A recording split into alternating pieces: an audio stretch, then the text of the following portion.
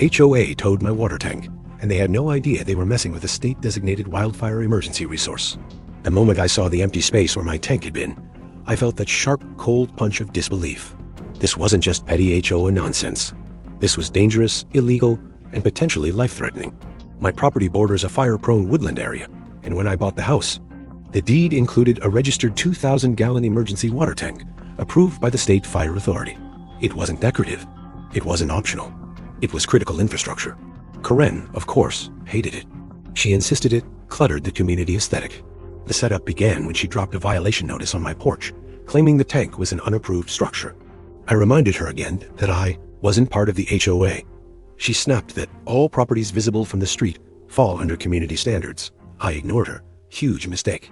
The incident hit on a Tuesday afternoon. I came home from work and saw deep tire tracks on my gravel pad. The tank was gone, not moved, not relocated, towed. For a moment, I couldn't breathe. Then I checked my security camera. And there it was, an HOA contracted tow truck hooking chains around my emergency water tank, while Karen supervised, arms crossed, nodding smugly. My reaction shifted from shock to laser-focused calm. This time, I wasn't just going after Karen. I was going after the whole board. I downloaded every second of footage. I photographed the tracks, the empty pad, the anchor points ripped out of the ground. Then I pulled the state documentation, the Emergency Resource Designation Certificate, the Fire Authority permit, and the Wildfire Mitigation map, showing my property as a required water staging site. I called the fire marshal. As soon as he saw the tank missing, he told me to file a police report immediately. He also said something I knew Karen wasn't ready to hear. Interfering with emergency infrastructure is a criminal offense. My plan was straightforward. I filed the police report. I sent my lawyer the footage, the deed, and the emergency designation. He drafted a demand letter and a formal complaint to the State Fire Authority. Execution unfolded faster than I expected.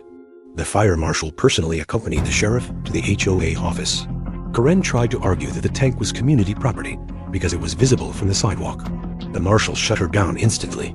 He informed her she had authorized the removal of designated emergency equipment, placing the entire neighborhood at risk. The consequences were beautiful. The HOA was ordered to retrieve and reinstall the tank immediately. They had to pay for the tow, the damage, the reinstallation, my legal fees, and a state-mandated fine. 5 figures gone. Karen was removed from the board for violating emergency management regulations. The payoff was watching the tow truck return my tank, under the supervision of both the sheriff and the fire marshal, while Karen stood in her yard, pretending not to cry. My tank is back, protected by law. And now the HOA knows not to touch anything on my property, ever again. If you love HOA justice stories, like the video and subscribe.